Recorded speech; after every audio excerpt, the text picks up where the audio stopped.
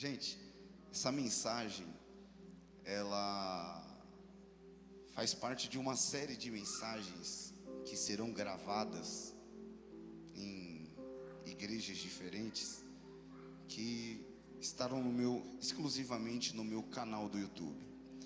E quem acredita que essa mensagem pode ultrapassar essas paredes e alcançar milhares, e por que não dizer milhões de pessoas? Diga amém. Então, para as pessoas que estão assistindo em algum lugar, em algum dia que nós não sabemos, você vai dizer em alto, claro, em bom som, tá bom? Vai mandar uma mensagem para eles lá no YouTube. Vocês digam em alto, claro e em bom som. Vou contar até 3, vocês digam: Deus tem uma palavra para a sua vida, tá bom? 1, 2, 3. Amém. Você pode aplaudir bem forte o Senhor Jesus? Deus tem uma palavra para a sua vida. Diga aí para pelo menos 3 pessoas que está próxima de você: Deus tem uma palavra para a sua vida nesse dia.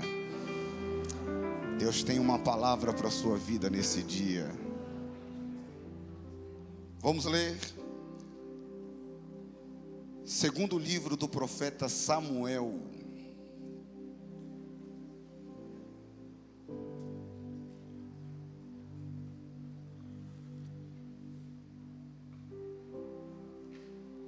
Capítulo de número 6. Segundo livro do profeta Samuel, capítulo 6. Vamos ler o versículo 5 a seguir, tá bom?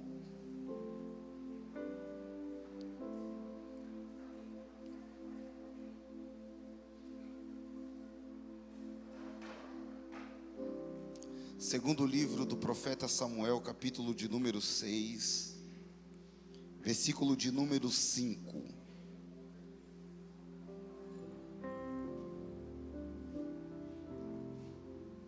Quero falar daquilo que você mais precisa nessa vida: da presença do Espírito Santo de Deus. Versículo 5. Davi e toda a casa de Israel festejavam perante o Senhor com toda a sorte de instrumentos de madeira, como também harpas, saltérios, tamborins, pandeiros e símbolos. E quando chegaram à eira de Nacon, Uzá estendeu a mão à arca de Deus e segurou, porque os bois a deixavam cair. Então a ira do Senhor se acendeu contra Uzá, e Deus o feriu ali por esta irreverência, e morreu junto à arca de Deus. E Davi se entristeceu, porque o Senhor havia feito uma brecha sobre Uzá, e chamou o nome daquele lugar Pérez Uzá até este dia. Versículo 9. E Davi temeu ao Senhor naquele dia e disse: como virá a mim a arca do Senhor? Você pode repetir em alto, claro e em bom som? Repita comigo: como virá a mim a presença do Senhor? Novamente: como virá a mim a presença do Senhor? Amém. Espírito Santo, eu quero ser boca de Deus para a sua igreja nessa manhã. Existem várias pessoas nos assistindo aqui presente nesse culto, e eu não quero apenas entregar mais uma mensagem. Eu creio que hoje pode ser um divisor de águas na vida daqueles que acreditam naquilo que sai do altar. E é por isso que eu quero ser apenas uma luva, aonde o Senhor vai pôr as mãos e fazer o que bem entender. A igreja é sua, o pregador é seu, a palavra é sua. Tenha liberdade, Espírito Santo, para passear aqui em nosso meio. Nós queremos sentir a sua presença. A sua presença é um presente para nós. Fala conosco, em nome de Jesus. Amém. Queridos, queiram se assentar, por favor.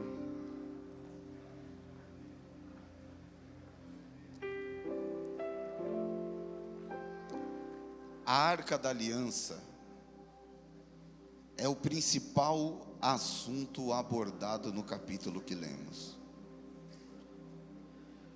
E não é por coincidência que a Bíblia dá tanta ênfase a este objeto sagrado. A princípio, eu preciso lembrá-los que a Arca da Aliança era a principal simbologia da presença de Deus no Antigo Testamento. Nada definia com tamanha propriedade a presença de Deus como a Arca da Aliança, que também era descrita como a Arca do Senhor, a Arca do Concerto e etc. Êxodo capítulo 25 fornece uma descrição detalhada sobre o que era e o que representava a arca para a cultura hebreia. Em minhas palavras, de forma bastante simples, baseado no livro do Êxodo, eu digo a vocês que a arca era uma espécie de baú, ou caixote. Esse caixote era feito de madeira de acácia. Ele era largo, comprido e profundo, o suficiente para guardar 3 elementos que marcaram a história de Israel e por isso estavam lá dentro, para não serem esquecidos. O primeiro chama-se Decálogo, que eram os 10 mandamentos dados por Deus a Moisés, escritos nas tábuas da lei. O segundo era uma pequena porção do maná, que foi a providência diária que acompanhou o povo durante 40 anos de peregrinação. E por fim, a vara de Arão, que floresceu para a confirmação do seu ministério sacerdotal. Esses 3 elementos, guardados dentro do caixote, estavam protegidos por uma tampa. A tampa da arca chamava-se propiciatório, era de ouro puro, mas ganhava-se destaque aquilo que estava em cima dela: 2 querubins de ouro, voltados um para o outro, tinham os seus rostos em direção a dentro da arca. As suas asas tocavam-se nas extremidades, formando um círculo, que era um sinal da aliança de Deus com os homens. E quando a arca é concluída, ela ganha uma palavra especial de Deus. O Senhor fala com Moisés: eu me assentarei no meio dos querubins de ouro. Ou seja, a arca era uma espécie de trono de Deus nessa terra. Foi o lugar que Deus escolheu para se assentar. Sabendo dessa verdade, o capítulo de número 6 que lemos nessa oportunidade descreve o interesse, a vontade, a intenção de Davi em trazer a Jerusalém a arca de Deus. Em outras palavras, em trazer para o seu trono, o trono de Deus. Só que foram 2 as tentativas de Davi em levar a arca para Jerusalém. Porque a primeira como lemos, foi uma sucessão de erros que culminou na morte de um filho de sacerdote. E o modo que Davi se comportou é um exemplo de como não devemos se portar diante da presença de Deus. Porque Davi colocou a arca em cima de um carro para ser puxada pelos bois por motivos óbvios. Colocando a arca em cima de um carro, ele queria chegar mais rápido e ter facilidade. Facilidade e rapidez é bom, mas isso é bom para a nossa vida secular. Porque quando se trata de presença de Deus, quando se trata de servir a Cristo, quando se trata de carregar a cruz, no mínimo, você deve desconfiar do conforto. Você deve ter medo das facilidades. Até porque é melhor você começar difícil, acreditando que um dia vai terminar fácil, do que escolher as facilidades da vida, se enrolar e terminar complicado. O primeiro conselho do Espírito Santo é: aceite a forma que eu conduzo e trabalho na sua vida.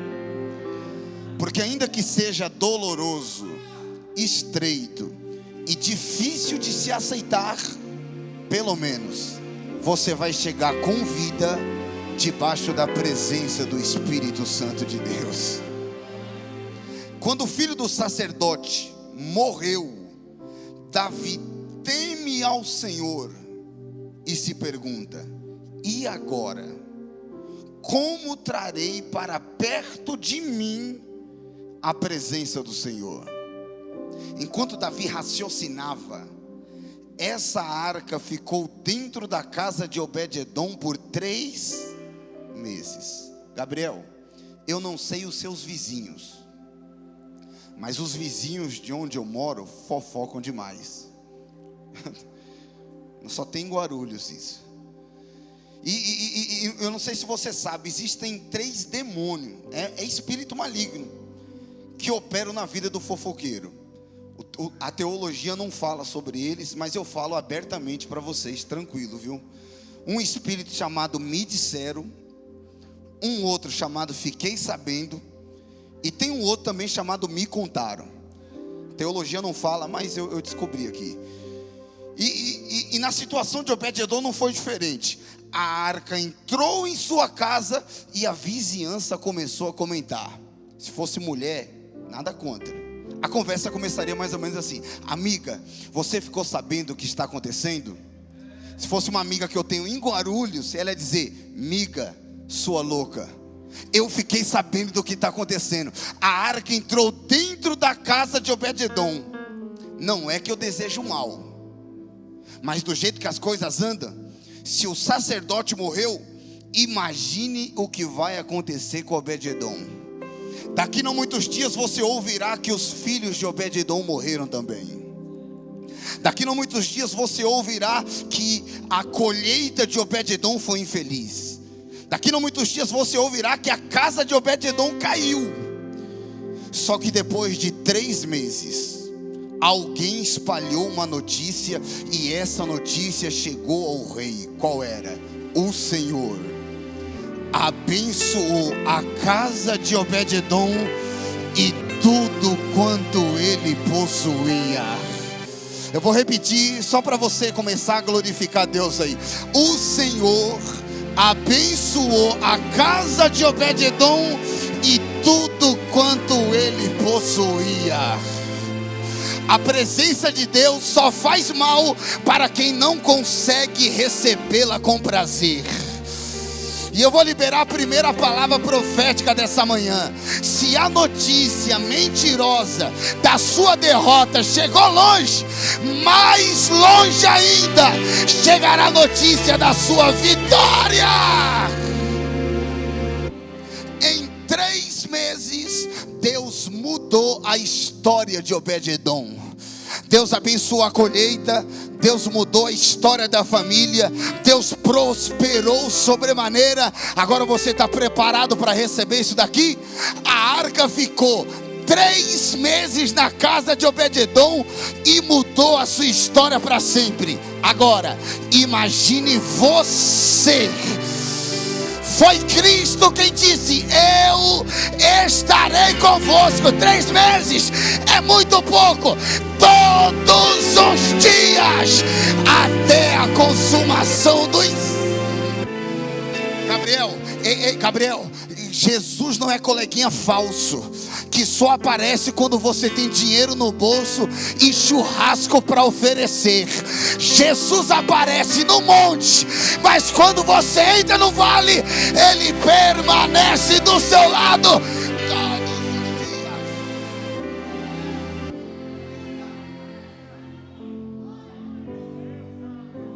Isso daqui é para quem gosta de Bíblia, irmão. João 14, versículo 23, Cristo disse: quem me ama guardará as minhas palavras, e meu Pai o amará, e viremos para ele, e faremos nele morada. Só para quem é de Bíblia, essa palavra morada no grego chama-se moné, que significa residência permanente. Jesus não veio passar férias com você. Jesus está do seu lado até agora e estará contigo até o arrebatamento da igreja. Meu Deus, quem pode levantar as mãos e glorificar a Deus, porque Ele está aqui. Emanuel, Deus conosco. Em 3 meses, Deus mudou a história de Obed-edom. A notícia chegou até Davi, e aqui começa a chave da mensagem. Deixa eu abrir um parêntese aqui. Um dia, gente, eu estava no monte, e eu tenho um propósito que eu faço desde quando eu me converti, que é ficar 3 dias acampado no monte. 3 dias sem comer nada, numa barraca, em consagração total, e lendo e orando, só isso. E é ali que Deus me dá as mensagens. As mensagens são simples, mas é revelação de Deus. E o Espírito Santo falou comigo assim, em 3 meses, Deus mudou a história de Obed-edom, não foi? Abençoou a casa, a família, a colheita. 3 meses. Só que antes da arca chegar dentro da casa de Obed-edom, ela ficou 20 anos na casa do sacerdote. E a Bíblia não descreve nenhum milagre. Por quê? Será que Deus gostava mais de Obed-edom do que do sacerdote Abinadab? Será que Deus vai com a cara de uns e não vai com a cara de outros? Não. Sabe o que é isso? É o perigo do tempo. Se for para guardar alguma coisa, guarda isso aqui. O tempo é bom, porque o tempo amadurece o fruto. Mas se o tempo for demais, desconfie, porque ele também apodrece o fruto. O tempo tem o poder de fazer as coisas preciosas se tornarem comuns. O tempo tem o poder de fazer as coisas sobrenaturais se tornarem normais. Como assim? A arca ficou 20 anos na casa do sacerdote. Quando a arca entrou, ele respeitava. Era o trono de Deus na terra. Só que ele dormia, a arca estava lá. Ele acordava, a arca estava lá. Ele ia almoçar, a arca estava lá.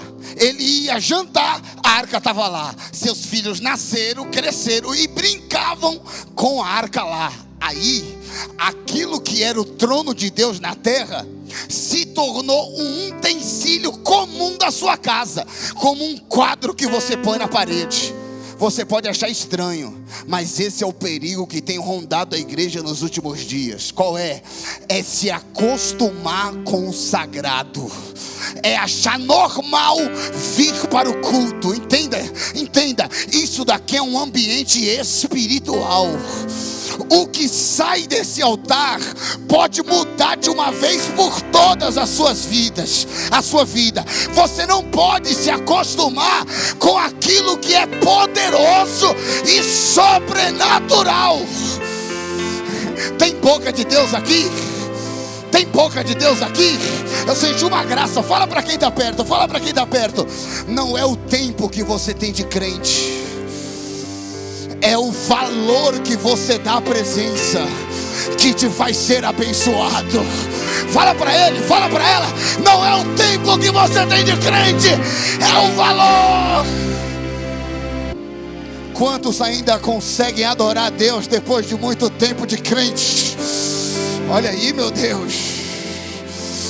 Olha aí, Espírito Santo. No começo nós recebemos qualquer pregação. Já viu um crente no começo? Ele não quer saber de nada. Se a igreja está cheia, se está vazia. Ele não quer saber quem é o pregador, quem é o cantor. Ele não quer saber se o som está bom. Ele quer saber de adorar. Só que aí passa um tempo. Alguns crentes amadurecem, outros acabam apodrecendo. E o mesmo crente que chorava, ajoelhava, adorava, agora entra no culto, masca chiclete, tira selfie, só não consegue dar um glória. Só que hoje eu profetizo: o fogo arderá continuamente sobre o altar e não se apagará.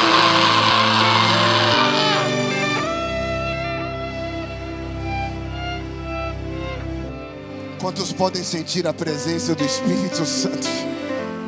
Eu vou dar 1 minuto só para você adorar a Deus aí, só para aquecer esse lugar de adoração.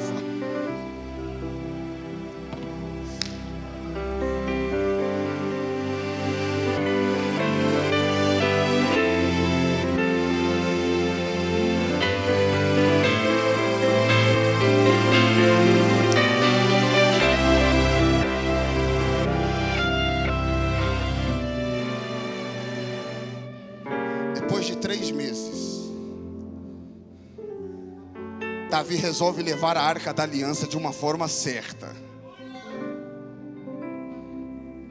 Eu vou te dar 3 atitudes que Davi tomou para ter êxito. Se não houver tempo, serão 2. Mas 3 atitudes que Davi tomou para ter êxito em carregar a presença de Deus. Primeiro, Davi obedeceu o que estava escrito na palavra do Senhor. Davi leu a lei e viu: a arca não é para ser levada em cima de carro. A arca não é para ser puxada pelos bois. A arca é para ser levada nos ombros. Obreiros, ombro é responsabilidade.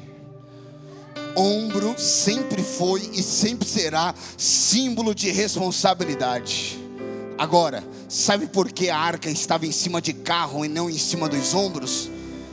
Porque muitos de nós queremos o privilégio da presença, mas poucos querem sentir o peso da responsabilidade. Só que tem um negócio: Deus não unge bois, Deus unge homens. Irmão, fala alguma coisa aí. Deus não unge estratégias, Deus unge pessoas.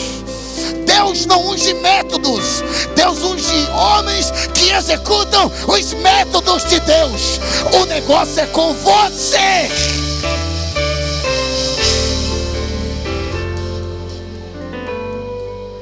Ó, 2 minutos, 3 minutos para eu explicar isso daqui. 3 minutos para eu explicar isso daqui. Provavelmente, isso daqui que eu vou falar é muito sério, irmão. Provavelmente Davi leu o número 7. Provavelmente. Vocês estão lembrados do tabernáculo? Sabe o tabernáculo? O tabernáculo, Melissa, ele era móvel, portátil. Por quê? Porque o povo não ficava parado no deserto. Quando a coluna de fogo, a coluna de nuvem se movia, eles desarmavam o tabernáculo e seguiam a nuvem. Quando a nuvem parava, eles armavam o tabernáculo, adoravam a Deus até uma segunda ordem. Correto? Só que não era qualquer pessoa que poderia levar as peças do tabernáculo. Era somente a tribo de Levi. Somente os levitas estavam autorizados a carregar as peças. Só que tem um negócio que talvez você não sabia. Talvez. Permita-me explicar. Gabriel, a tribo de Levi tem 3 famílias. A tribo de Levi tem 3 famílias. Primeira, família de Gerson, que eram os gersonitas. A segunda, família de Merari, que eram os meraritas. Terceira, família de Coate, que eram os coatitas. Guarda essa última. Quando o tabernáculo foi construído, Deus mandou entregar bois e carros para levar as peças do tabernáculo. Aí Moisés pega tantos bois, tantos carros, dá para a família de Gerson. Pega tantos bois, tantos carros, dá para a família de Merari. Mas quando chegou na família de Coate, Deus disse: por os coatitas você não vai dar nada, porque sobre eles está a responsabilidade de levar as coisas santíssimas, e é para ser levada nos ombros.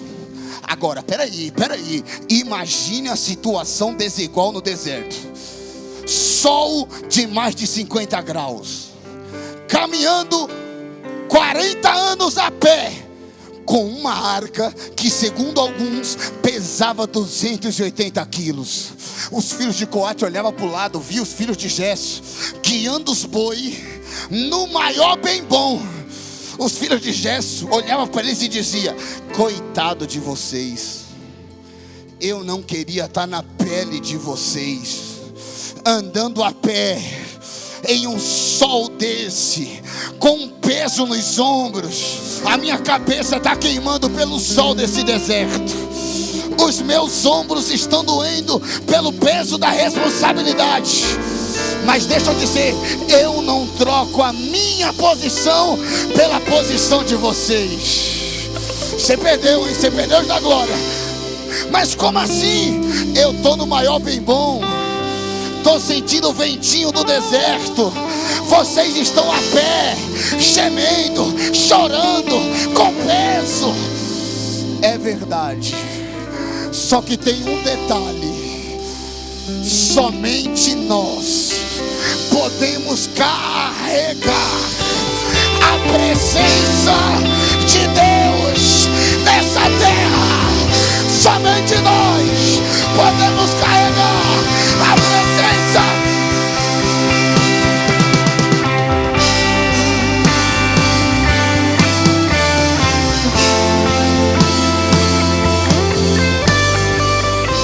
Tem coatita aí? Diga para quem está perto de você: haja o que houver. Fala: venha o que vier. Você está proibido de parar, porque você foi escolhido para ser portador da presença de Deus nessa terra.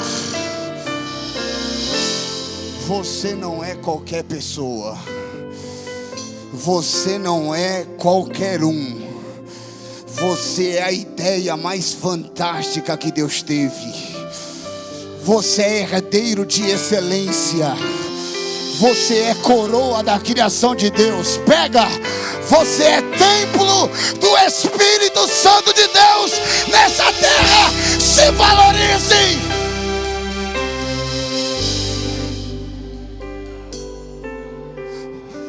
Você pode não ter nascido nos Estados Unidos, pode nunca ter entrado lá, você pode não ter feito a faculdade que sonhou, Você pode não ter a casa que imaginou, você pode não ter o dinheiro que trabalhou, você pode não ter tido os sonhos realizados, mas você tem aquilo que o mundo queria ter.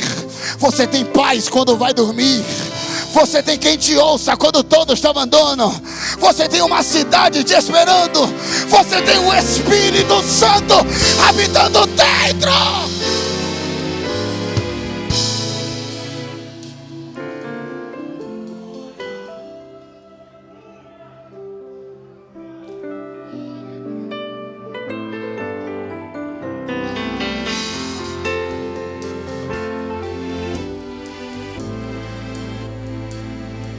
Você é mais do que imagina.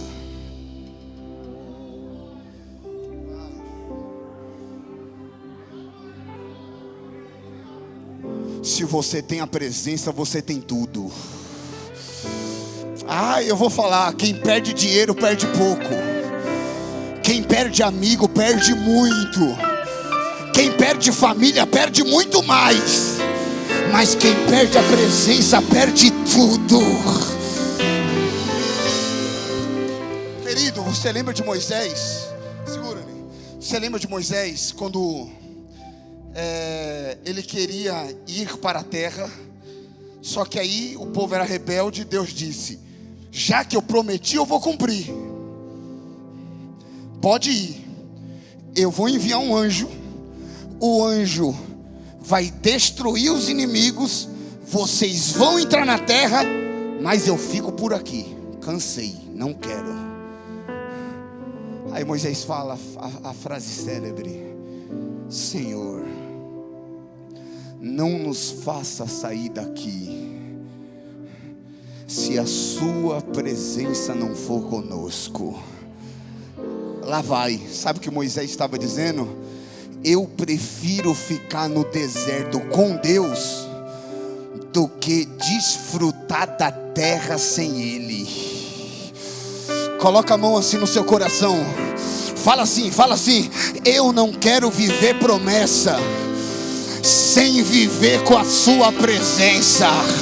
Fala: eu não quero viver promessa sem viver com a sua presença.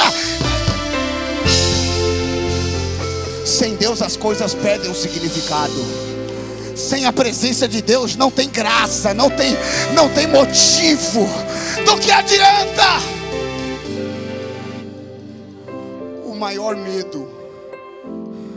O maior medo que nós deveríamos ter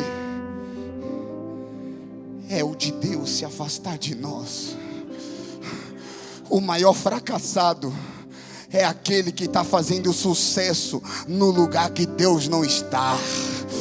É por isso que o ímpio te inveja. É por isso que o rico inveja um pobre. É por isso que aquele que tem muito inveja quem tem pouco. Porque a nossa alegria não está no dinheiro, na balada, não está em carrão do ano. A nossa alegria está dentro de nós. É o Espírito Santo de Deus. Quantos podem adorá-lo? Quem pode adorá-lo? Quem pode adorá-lo? Sente a presença do Espírito Santo aí.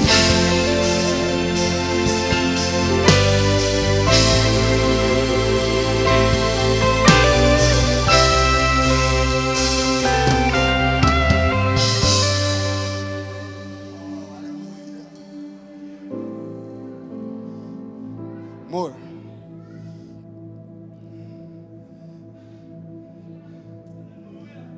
era para ser carregado nos ombros.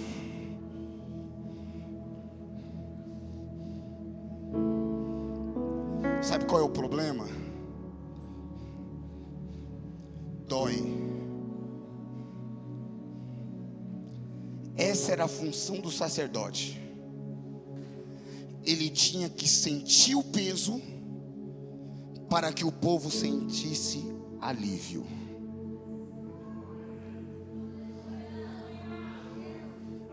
É por isso que você não para. É difícil não dormir para ver outros descansando. É difícil entrar em guerra para ver outros em paz. É difícil guerrear e às vezes guerrear por pessoas e receber como recompensa a ingratidão. Mas como é que você continua? Por que você continua pregando? Por que você continua cantando? Como é que você continua ajudando? É porque o que está sobre os seus ombros é maior do que a sua própria vida. Você não vai parar. Você é coluna na tua casa. Aquele lá não foi levado porque está debaixo da sua oração. Aguenta!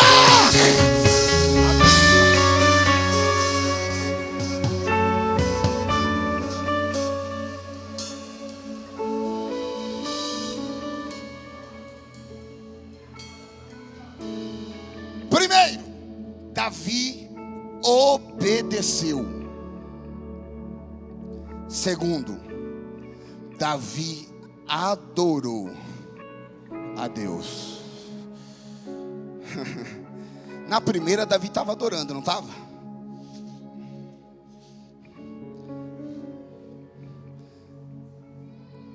Só que a questão não foi adorar. A questão era adorar do jeito certo. Na segunda vez, Davi adorou de forma consciente. A Bíblia diz: a cada 6 passos, Davi parava, fazia um altar e adorava a Deus. Vou repetir de novo. A cada 6 passos, Davi parava, fazia um altar e adorava a Deus. Eu vou falar de novo. A cada 6 passos. Sabe qual era a diferença da casa de Obed-edom até Jerusalém? A distância? 6 quilômetros. 6 passos para, 6 passos para, 6 passos para. Ia demorar o dia inteiro. Só que Davi não estava preocupado. A cada 6 passos, Davi parava, fazia um altar e adorava. Alguém poderia dizer: Davi, assim vai demorar demais. Não importa quando eu vou chegar, o que importa é como eu vou chegar. Davi, vai demorar demais. Eu coloquei a arca em cima de um carro para chegar mais rápido. Quebrei a cara. Agora não importa a velocidade. O que importa é se eu estou na direção certa.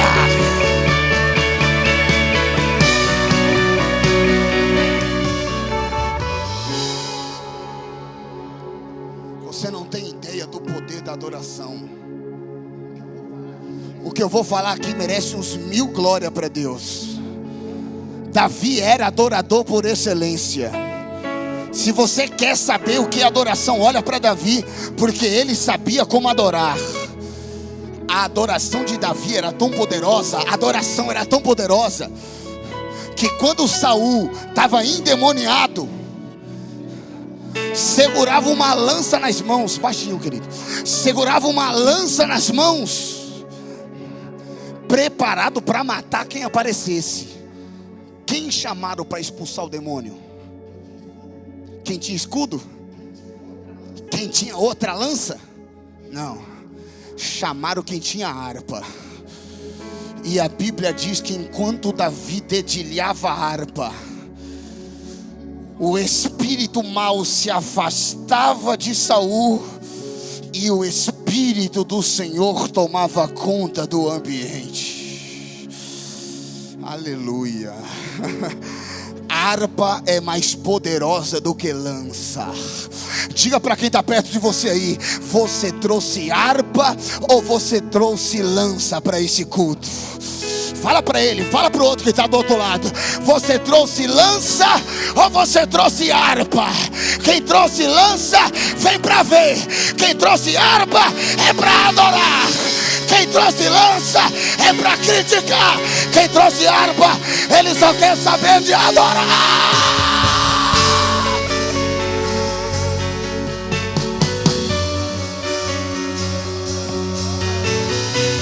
Eu vou dar 1 minuto para você adorar a Deus aí agora.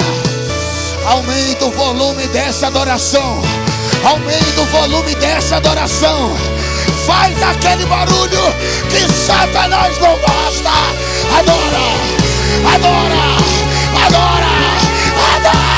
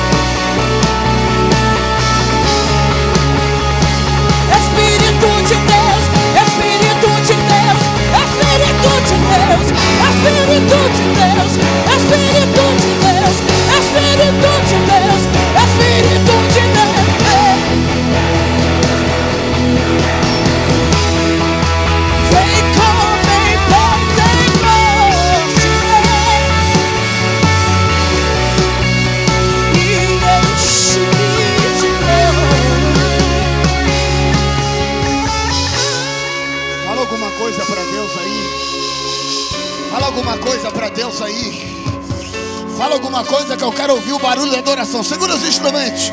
Eu quero ouvir o barulho da adoração. Eu quero ouvir o barulho da igreja que adora, da igreja que tem harpa. O demônio não vai conseguir ficar. Quem pode adorar?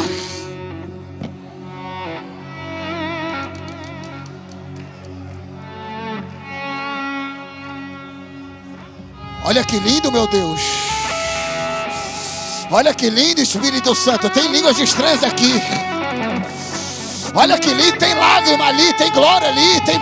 Pegou ali. Sente a presença de Deus agora. Pega! Pega!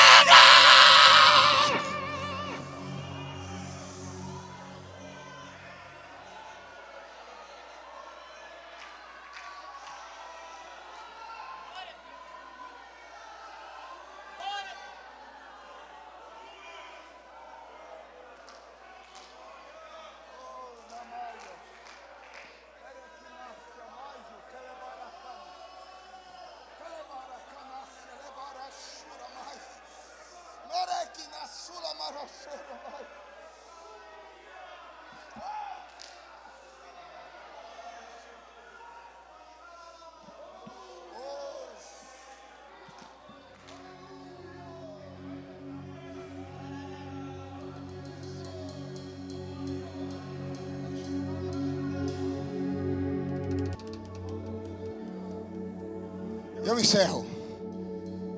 Terceiro, Davi preparou um lugar para a arca ficar. Se for para guardar alguma coisa, guarda essa. Primeiro, Davi obedeceu. Segundo, Davi adorou.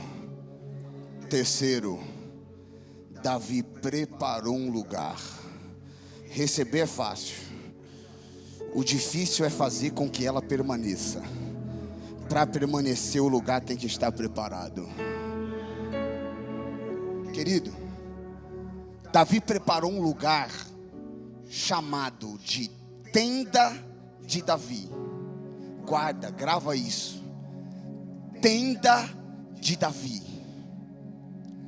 O que é uma tenda? Lugar simples. Foram as primeiras habitações que existiram no planeta, na história. Foram tendas. É o primórdio, é o arcaico, é o retrô. Tenda. Existem 3 expressões para habitação no hebraico: Sucar, Mishkar e Oel. Sucar é cabana, Mishkar é tabernáculo, Oel é tenda. A expressão que o hebraico usa é Oel, tenda, lugar simples. Foi nesse lugar que Davi colocou a arca.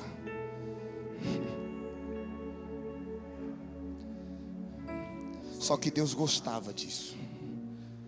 Deus tinha prazer naquilo. A tenda foi diferente de tudo aquilo que tinha sido construído e que iria ser construído. Por exemplo, a tenda era diferente do tabernáculo e do templo de Salomão que ainda iria ser construído. Porque o templo, por exemplo, tinha muito ouro. Era gigantesco, monumental, tão grande, mas tão grande, que tinha 3 grandes ambientes: átrio, santo, e a arca ficava no santo dos santos. Só que a tenda de Davi era tão pequena que só tinha um cômodo. Mas Deus disse: eu quero habitar, eu quero ficar.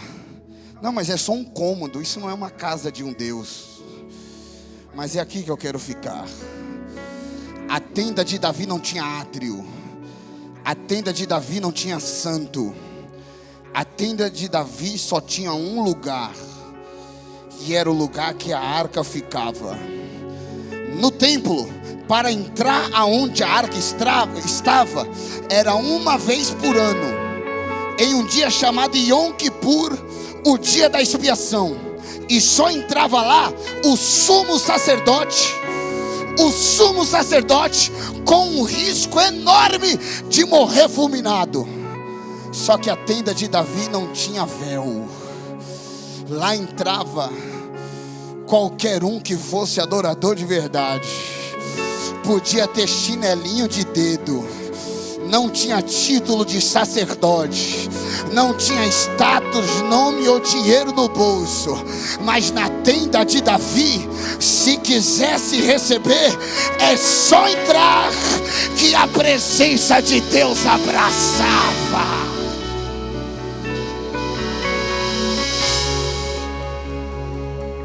Deus tem saudade disso.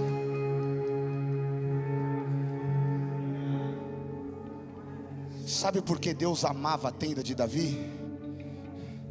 Porque foi o primeiro lugar na história da Bíblia que foi constituído uma adoração em 24 horas por dia.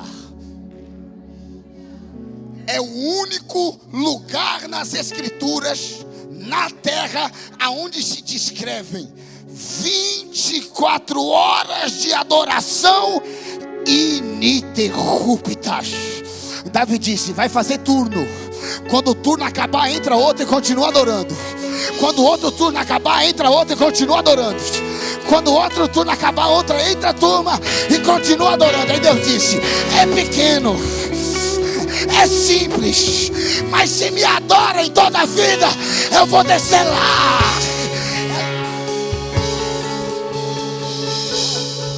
Deus tem tanta saudade, eu encerro aqui. Deus tem tanta saudade que Deus quer de volta. Deus tem tanta saudade da tenda que Deus quer ela de volta. Prova.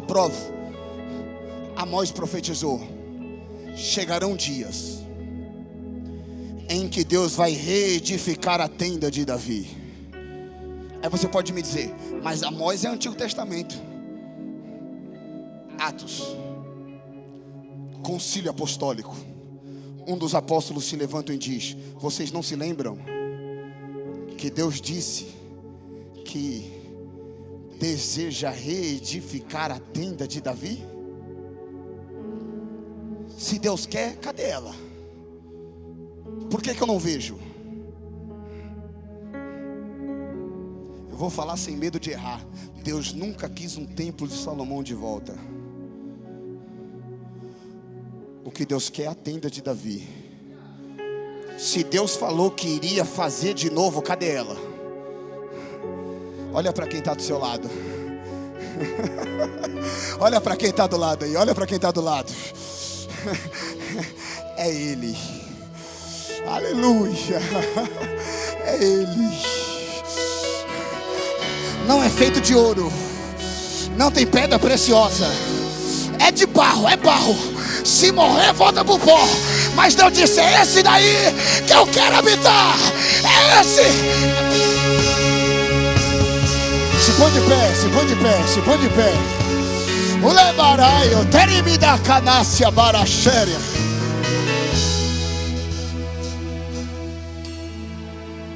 Deus está com saudade da simplicidade, Gabriel.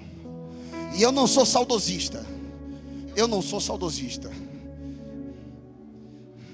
Mas Deus gosta da simplicidade.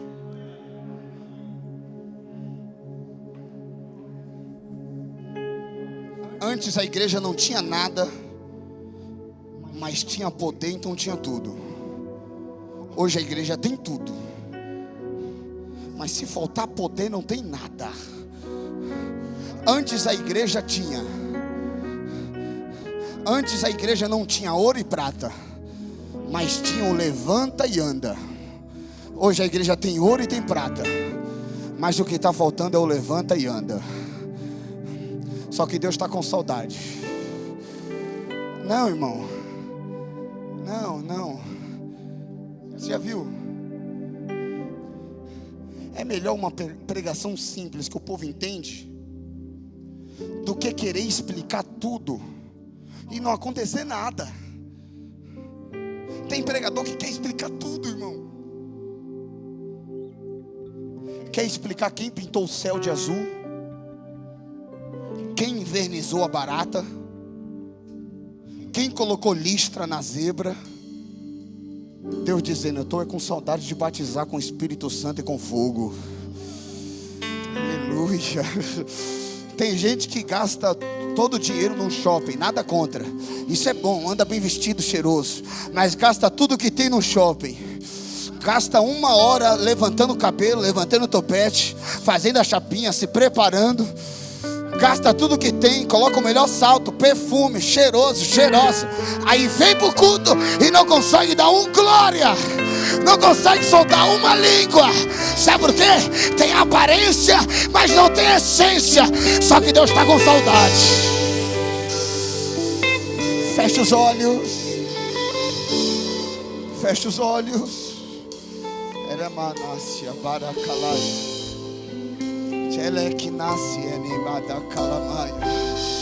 Fecha os olhos carnais. Abre os olhos espirituais. É você e Deus agora. A presença de Deus será tudo para você. A presença de Deus será tudo para você. Fecha os olhos e adora o Espírito Santo aí agora. Entre no quarto, feche a porta. Chegou a hora de falar com Deus. Dobre os joelhos e sinta a presença que toma todo esse lugar. Sinta a glória de Deus.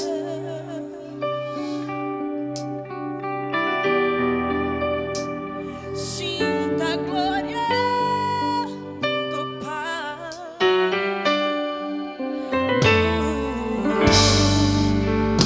Não se detenha se as lágrimas rolarem e as batidas do seu coração acelerarem. É Ele mexendo lugar que ninguém conhece mais. Ele viu e sabe curar. Ele viu e sabe o remédio procurado na vida. Jesus, tua presença eu mais quero.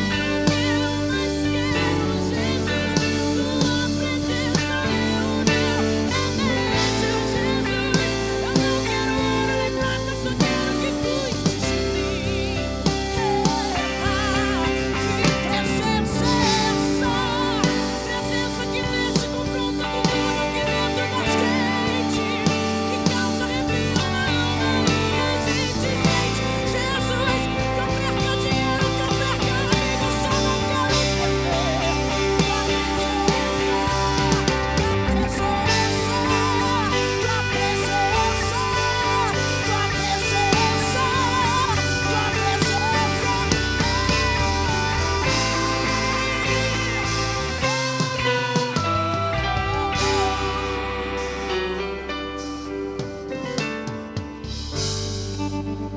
não se detém, se as lágrimas rolarem e as batidas do seu coração aceleram.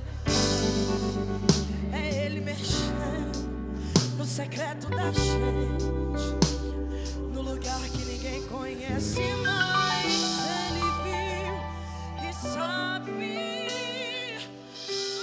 curar. Ele viu e sabe o remédio procurado na vida. Jesus.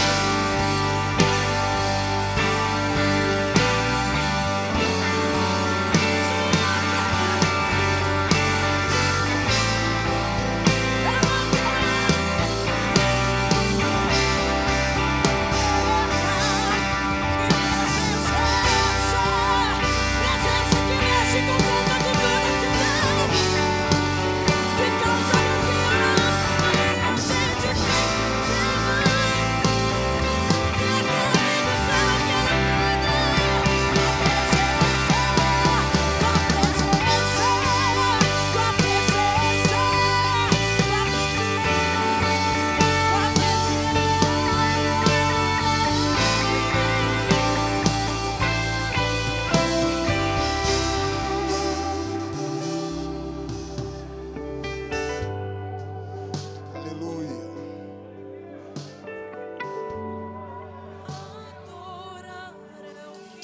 Na sua casa, você será alcançado pela presença de Deus. Para os jovens que me acompanham, o seu prazer não será mais maconha, não será cocaína, o seu prazer não será balada, não será sexo, não será conhaque. Hoje você vai sentir aquilo que o mundo não pode oferecer, que o dinheiro não pode comprar, que nada nessa terra pode se comparar. É a presença do Espírito Santo de Deus. Seja tocado agora, seja tocado agora, agora, agora.